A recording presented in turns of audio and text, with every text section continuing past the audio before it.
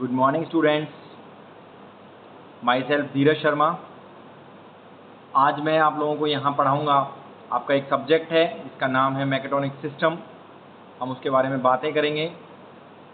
तो अभी हम स्टार्ट करते हैं। पहला जो सब्जेक्ट है मैकेट्रॉनिक सिस्टम, उसके सबसे बेसिक इंट्रोडक्शन से। तो सबसे पहले हम बात करते हैं कि मैकेट्रॉनिक सिस्टम है क्या। अगर हम बात करें कि what is mechatronics, mechatronics actually I कहाँ से। अब चीज़ें हैं तो आई भी होंगी कहीं ना कहीं से। The most important thing is that कि मैकेट्रॉनिक्स कैसे बनी। तो सबसे पहले as the name defines mechanical plus electronic like something we can observe. अगर हम इसका डिफ्रेंशिएशन करते हैं, डिफरेंस करते हैं इन शब्दों को, मैकेट्रॉनिक सिस्टम को बांटते हैं आपस में दो हिस्सों में, तो एक चीज़ समझ में आती है। यानी कुछ हिस्सा निकल के जाता है मैकेनिकल की तरफ और कुछ हिस्सा निकल के जाता है इलेक्ट्रॉनिक्स की तरफ। इट मीन्स नेम ही डिफाइन कर रहा है इसका अर्थ। It is a combination of mechatronics यानी कि mechanical plus electronics. But this is not only the combination of mechanical plus electronics, it is also the combination of computer, mechanical, electrical and electronics. It means the combination of maximum branches of the engineering, because हमें यहाँ पर हर तरह की चीज़ों की आवश्यकता पड़ती है। लाइक दैट कि अगर हम बात करें आज के समय में, आप लोगों ने जैसे कि एग्जांपल आपको देता हूँ कि कुछ चीज़ें ऐसी देखो। अब गाड़ी देखिए आप लोगों ने, गाड़ी उसमें बैक सेंसर होता है। अब back sensor in the sense कि आप जब उसको पार्किंग सेंसर भी बोल देते हैं, जब भी गाड़ी को बैक करते हो तो आप पीछे की तरफ देखते नहीं हो तो उसमें आपको एक आवाज़ आती रहती है। साउंड सेंसर की मैं बात कर रहा हूँ।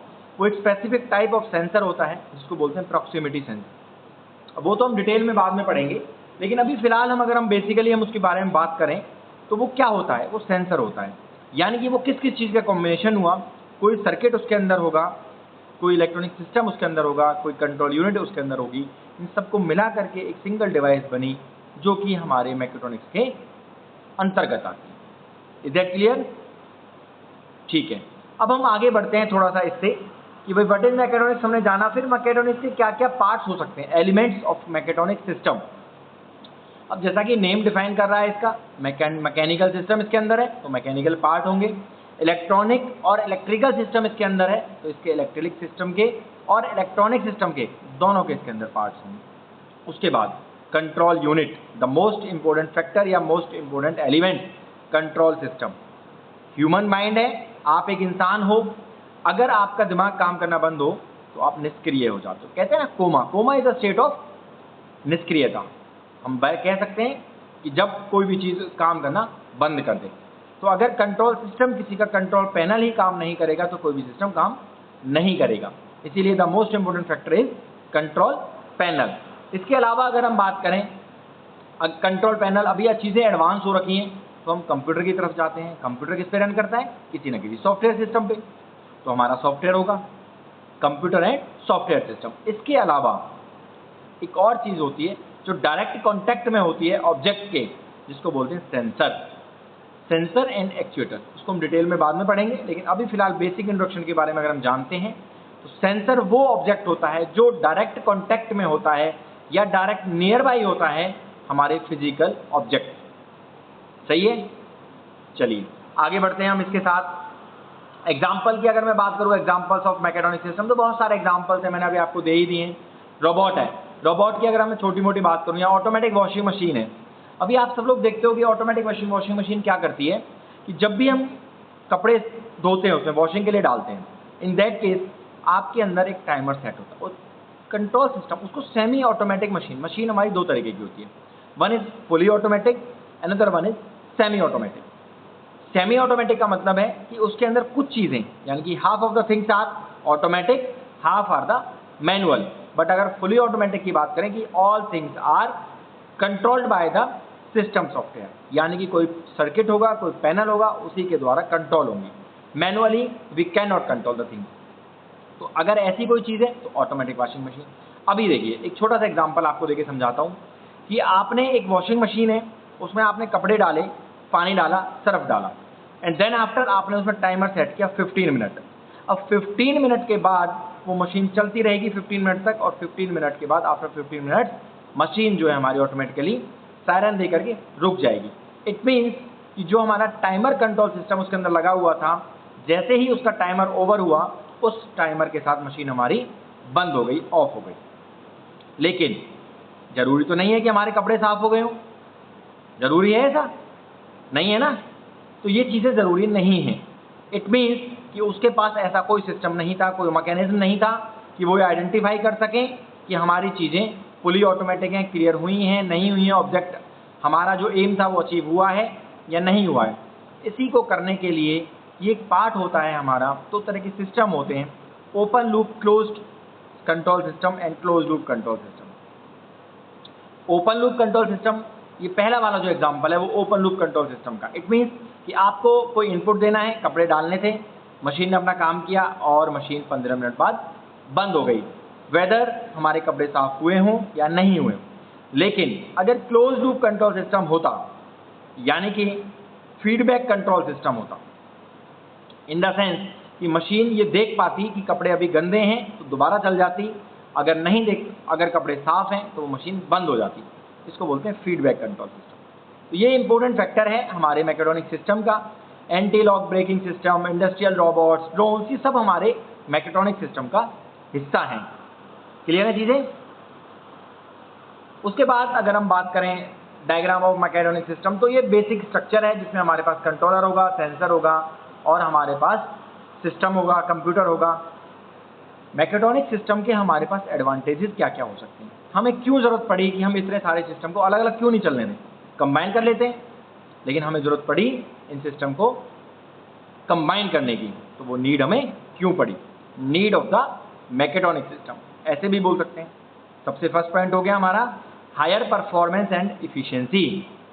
देखिए, मैनुअली हम कोई भी काम करते हैं तो ज़रूरी नहीं है उसकी इफिशिएंसी इतनी अच्छी आई, परफॉर्मेंस इतनी अच्छी आई।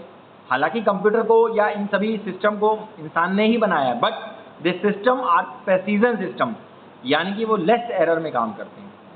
ह्यूमन बीइंग थकता भी है, अभी मुझे किसी ने आवाज़ लगाई तो मैं हो सकता है डिस्टर्ब हो जाऊँ इस लेक्चर से। So these are the common factors.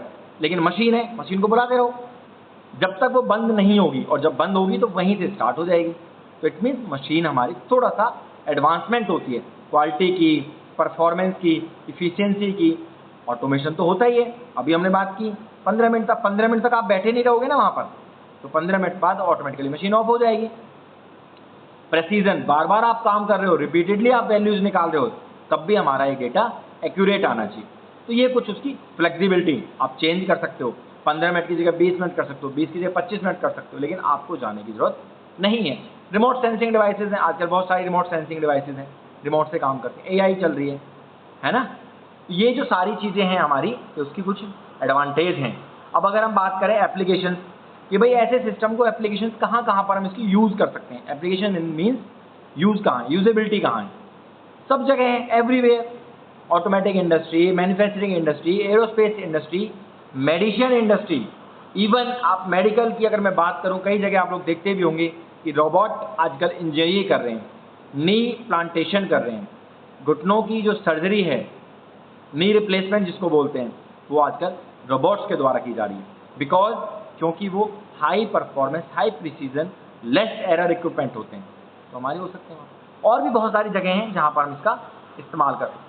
Future trends की अगर मैं बात करूं कि भाई मैकेट्रॉनिक्स में क्या क्या फ्यूचर ट्रेंड्स हो सकते हैं, तो AI आजकल चल ही रहा है, आप लोग सभी जानते हो। AI means artificial intelligence. Artificial intelligence क्या होती है, आप कुछ भी कहिए।